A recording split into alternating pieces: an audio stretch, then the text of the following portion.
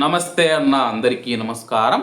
Kuwait దేశం మునుపటిలా లేదని చెప్పేసి, కువైట్ కొత్త శకంలోకి, కొత్త దశకంలోకి ప్రవేశించిందని చెప్పేసి కువైట్ ఉప ప్రధానమంత్రి షేక్ ఫహాద్ ఆల్ యూసఫ్ గారు తెలిపారు. కువైట్ నేడు గతంలో ఉన్నట్లు లేదు. కొత్త చట్టాల జారీతో పాటు వివిధ రంగాలలో వేగవంతమైన అభివృద్ధి దశను చూస్తూ ఉందని చెప్పేసి ఉప ప్రధానమంత్రి గారు తెలియజేశారు.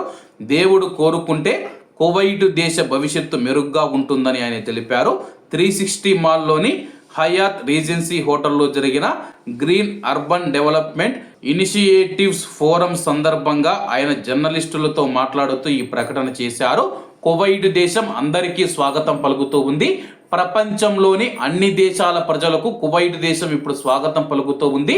మునుపటిలా కువైట్ దేశం లేదని చెప్పేసి, అలాగే కువైట్కు వచ్చే సందర్శకులకు కానీ ప్రవాసులకు కానీ కేవలం 5 నిమిషాలలోనే మేము వీసా జారీ చేసి వాళ్ళ యొక్క వీసా ప్రాసెస్ ఏదైతే ఉందో దాన్ని సులభతరం చేశామని చెప్పి ఆయన వెల్లడించడం జరిగింది. అలాగే కువైట్ సందర్శించాలనుకునే వారందరినీ మేము స్వాగతిస్తాము.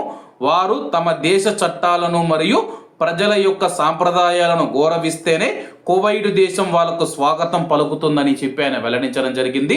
కువైట్ దేశ చట్టాలను వాళ్ళైతే పాటించాల్సి ఉంటుంది.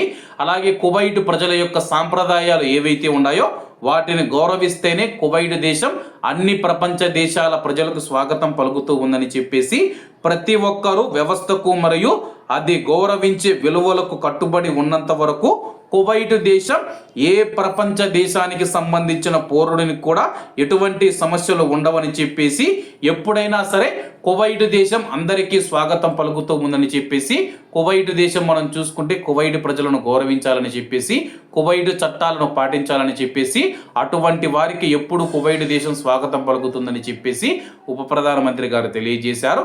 కాబట్టి అందరూ బాగుండాలి, అందులో మనం ఉండాలి. అందరికీ నమస్తే అన్న, జై హింద్.